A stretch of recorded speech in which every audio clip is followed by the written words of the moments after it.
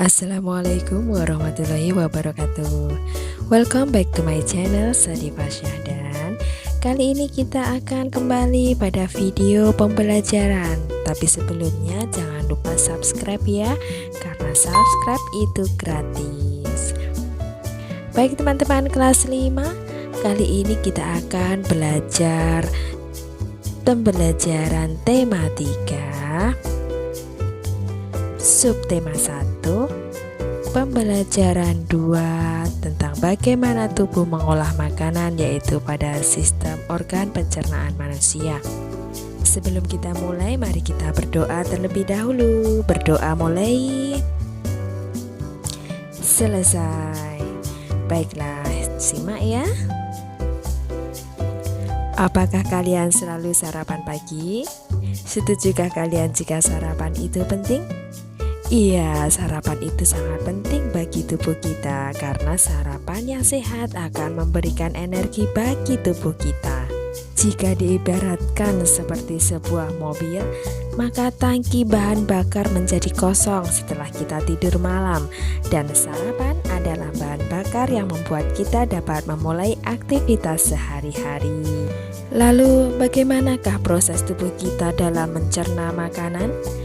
Bagaimana setelah kita memasukkan makanan ke dalam mulut, lalu akan kemanakah?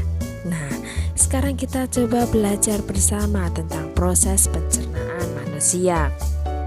Kalian lihat gambar berikut ini.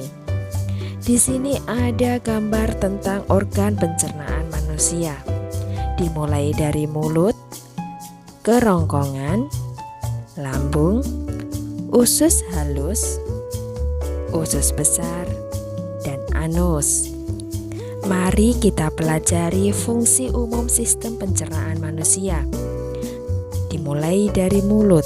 Mulut berfungsi sebagai tempat awal masuknya makanan dan dihancurkan agar mudah ditelan.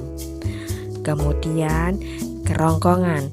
Kerongkongan berfungsi sebagai jembatan makanan untuk menuju ke lambung. Pada kerongkongan terdapat lipatan kecil yang disebut epiglotis yang berguna untuk mencegah kejadian tersedak saat menelan makanan. Pernahkah kalian tersedak saat menelan makanan? Iya, sekarang kita ke lambung. Lambung berfungsi sebagai tempat untuk menyimpan makanan saat sedang bercampur dengan enzim pencernaan. Dengan kata lain, pada lambunglah terjadi proses seleksi makanan yang masuk dalam tubuh, di mana sisa proses tersebut akan diteruskan menuju ke usus halus. Nah, sekarang kita menuju ke usus halus. Apakah fungsi dari usus halus? Fungsinya adalah memecah makanan menggunakan enzim yang dilepaskan oleh pankreas dan empedu dari hati. Sekarang kita ke usus besar. Fungsinya, usus besar adalah sebagai tempat untuk memproses limbah yang tersisa dari proses pencernaan. Terakhir, ke anus. Anus berfungsi sebagai jalan keluar dari sisa makanan yang tidak dibutuhkan oleh tubuh. Sekarang mari kita lihat sistem pencernaan manusia pada diagram berikut. Yang pertama adalah makanan masuk ke dalam mulut. Nah, proses yang terjadi di dalam mulut, makanan dicerna secara mekanis oleh gigi dan lidah, serta dicerna secara kimiawi oleh air liur. Kemudian makanan masuk ke dalam kerongkongan. Dari mulut ke kerongkongan, proses yang terjadi di dalam kerongkongan meremas dan mendorong makanan masuk ke lambung. Setelah di dalam lambung, proses yang terjadi, makanan yang dicerna menjadi molekul yang lebih sederhana, tentunya dengan bantuan enzim. Dari lambung, makanan masuk ke usus halus. Proses yang terjadi di usus halus adalah penyerapan sari-sari makanan. Kemudian ke usus besar. Di usus besar terjadi proses penyerapan air, vitamin, dan mineral pada sisa makanan. Sisa makanan mengalami proses pembusukan yang akhirnya akan ke anus. Melalui anus terjadi proses pembuangan sisa-sisa makanan dalam bentuk tinja atau feses. Nah, itulah sistem pencernaan yang terjadi di dalam tubuh kita. Nah, apa yang akan terjadi apabila salah satu organ dalam sistem pencernaan tidak berfungsi dengan baik? Kemungkinan yang akan terjadi jika salah satu sistem pencernaan tidak berfungsi adalah satu, terganggunya sistem organ pencernaan tentunya. Karena ini diakibatkan dengan satu organ yang tidak berfungsi dengan baik, sehingga sistem organ pencernaan akan terganggu. Yang kedua, terganggunya metabolisme tubuh. Ini diakibatkan zat yang dicerna atau diserap oleh organ yang rusak tersebut tidak optimal masuk ke dalam tubuh, sehingga mengganggu sistem metabolisme. Kemudian yang ketiga akan mengganggu sistem ekskresi. Dengan tidak optimalnya metabolisme, maka hasil ekskresinya juga tidak akan optimal sehingga dapat merusak sistem ekskresi.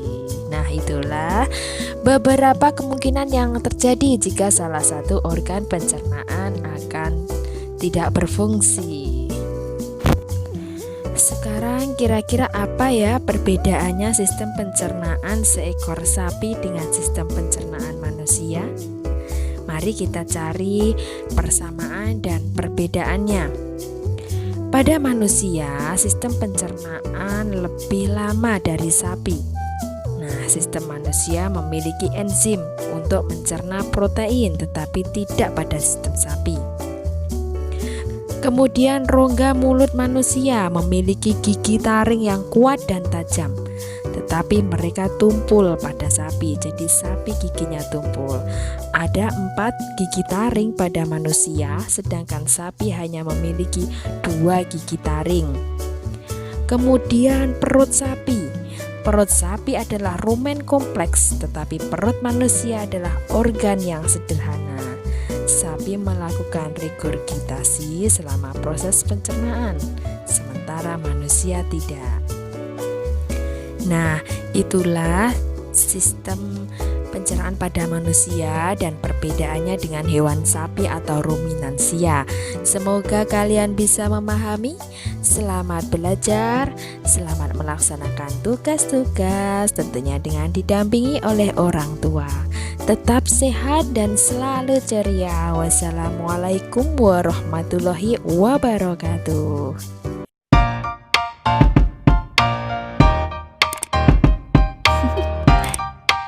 Do you want to know?